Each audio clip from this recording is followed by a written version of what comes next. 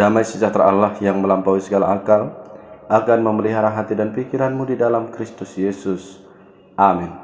Salam Bapak Ibu Saudara yang terkasih dalam nama Tuhan Yesus Kristus. Selamat berjumpa kembali melalui channel ini untuk mendengarkan firman Tuhan yang menjadi khotbah, persodipan, pertanyaan, partongguan ataupun kebaktian rumah tangga yang diambil dari Mazmur 86 ayat 1 sampai 11, di mana nats ini menjadi epistel pada minggu ke-7 setelah Trinitatis, tanggal 23 Juli 2023, dengan tema bertumbuh dan beriman di dalam Tuhan. Saudara-saudara yang dikasihi oleh Tuhan, saya membacakan nas firman Tuhan untuk kita, dan demikianlah firman Tuhan. Doa minta pertolongan. Doa Daud. Selingkanlah telingamu ya Tuhan. Jawablah aku sebab sengsara dan miskin aku. Peliharalah nyawaku sebab aku orang yang kau kasihi. Selamatkanlah hambamu yang percaya kepadamu. Engkau adalah Allahku, kasihanilah aku ya Tuhan. Sebab kepadamulah aku berseru sepanjang hari. Buatlah jiwa hambamu bersukacita sebab kepadamulah ya Tuhan kuangkat jiwaku. Sebab Engkau ya Tuhan baik dan suka mengampuni dan berlimpah kasih setia bagi semua orang yang berseru kepadamu. Pasanglah telinga kepada doaku ya Tuhan, dan perhatikanlah suara permohonanku. Pada hari kesesakanku aku berseru kepadamu, sebab Engkau menjawab aku. Tidak ada seperti Engkau di antara para Allah ya Tuhan, dan tidak ada seperti apa yang Kau buat. Segala bangsa yang Kau jadikan akan datang sujud menyembah di hadapanmu ya Tuhan, dan akan memuliakan namamu. Sebab Engkau besar dan melakukan keajaiban-keajaiban, Engkau sendiri saja Allah. Tunjukkanlah kepadaku jalanmu ya Tuhan, supaya aku hidup menurut kebenaranmu. Bulatkanlah hatiku untuk takut akan namamu. Demikian pembacaan firman Tuhan. Saudara-saudara yang terkasih dalam nama Tuhan Yesus Kristus, di suatu daerah di Australia, ketika musim panen tiba, maka para petani kentang berkumpul di suatu tempat. Mereka memisahkan kentang-kentang yang baik, yang besar, dipisahkan dari kentang lain yang kecil dan kurang baik untuk kemudian dikirim ke pasar untuk dijual.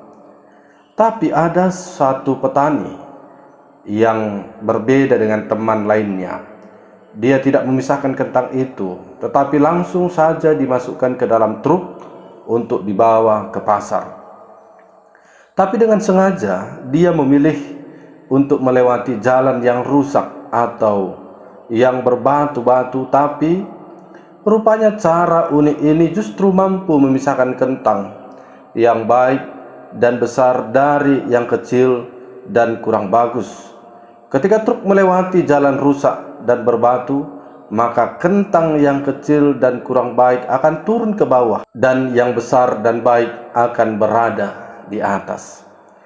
Saudara-saudara yang terkasih dalam nama Yesus, kadang Tuhan memakai kehidupan yang sulit, penderitaan, dan kesusahan untuk memisahkan antara orang yang sungguh-sungguh bertumbuh dan beriman dalam Tuhan dengan yang kurang sungguh-sungguh, atau dengan orang-orang yang sama sekali tidak mau mengikut Tuhan.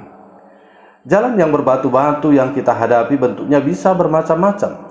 Bisa kesulitan ekonomi, masalah keluarga, masalah penyakit, dan hal-hal yang lain. Dalam kehidupan sehari-hari, kita acap kali diperhadapkan dengan situasi tersebut. Masalah dan pergumulan itu ada kalanya menghimpit iman dan membuat kita berada dalam kesesakan.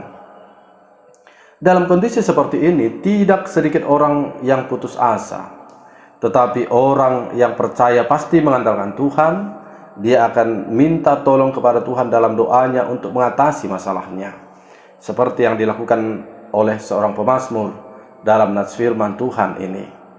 Saudara-saudara yang terkasih dalam nama Yesus Kristus, Raja Daud dalam seruan doanya kepada Tuhan memohon agar nyawanya dipelihara karena ia sedang dalam masalah dan seperti yang sudah menjadi kebiasaannya, ketika menghadapi pergumulan ia datang kepada Tuhan, memohon bantuan.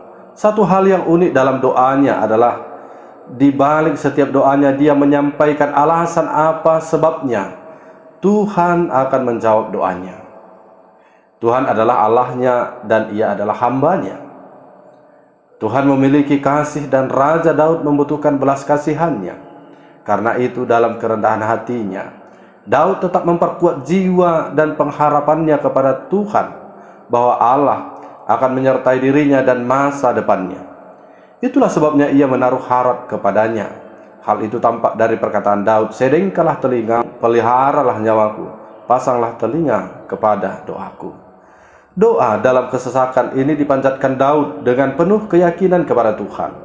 Sekalipun belum menerima jawaban atas doanya, tetapi Daud sama sekali tidak memiliki keraguan terhadap Tuhan. Ia berkata, "Sebab Engkau menjawab aku." Keyakinan Daud ini bukan sekedar optimisme naif, melainkan sebuah pernyataan iman yang memiliki dasar yang kuat, yaitu karena tidak ada yang dapat bertindak secara ajaib dan mulia selain Tuhan yang disembah oleh Daud. Saudara yang dikasihi oleh Tuhan, apa yang menjadi perenungan kita lewat kesaksian Daud ini? Yang pertama, jika Daud hidup dalam kebenaran Tuhan, maka dia berkeyakinan akan mampu menjadi pelaku firman Tuhan dalam hidupnya sehari-hari. Dengan demikian dia juga bisa membulatkan hatinya untuk Tuhan. Daud selama hidupnya tetap membulatkan hatinya untuk takut akan Tuhan. Meskipun ia pernah jatuh dalam dosa, namun ia bangkit kembali dan tetap membulatkan hatinya untuk takut akan Tuhan. Dari peristiwa ini kita dapat belajar bahwa orang yang takut akan Tuhan di dalam perjalanan hidupnya akan menghadapi banyak tantangan, tapi Tuhan akan tetap menyertai hidupnya. Oleh karena itu, berusahalah untuk selalu bertumbuh dan beriman dalam Tuhan seperti Daud. Yang kedua, saudara-saudara, jika kita mengikuti jalan yang telah ditunjukkan oleh firman Tuhan, kita tidak akan tersesat di dunia yang penuh tipu daya ini.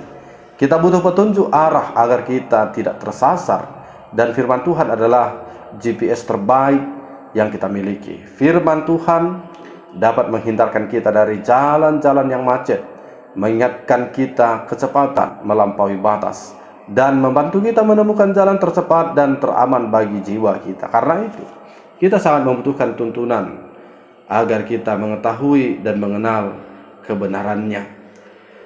Yang ketiga, saudara, jika hari ini kita berada dalam kesesakan, entah karena himpitan ekonomi, penyakit, masalah keluarga, dan sebagainya, jangan putus asa. Kita memiliki sarana istimewa yang disediakan Tuhan untuk kita, yaitu berseru kepadanya dalam doa. Percayalah bahwa Dia adalah Allah yang peduli terhadap pergumulan umatnya. Ia menjawab doa kita sesuai dengan waktunya. Maka dari itu marilah kita selalu menghampiri Tuhan dalam doa dengan setia, sebab Allah berfirman, "Berserulah kepadaku, maka aku akan menjawab engkau dan akan memberitahukan kepadamu hal-hal yang besar dan yang tidak terpahami, yakni hal-hal yang tidak kau ketahui." Yang tertulis dalam Yeremia 33 ayat 3. Demikian firman Tuhan. Mari kita berdoa. Bapa dalam surga, terima kasih buat kebenaran firman-Mu yang telah mengingatkan kami akan kasih setia Tuhan. Di saat kami berseru kepadamu, maka Engkau akan selalu mendengarkan doa kami.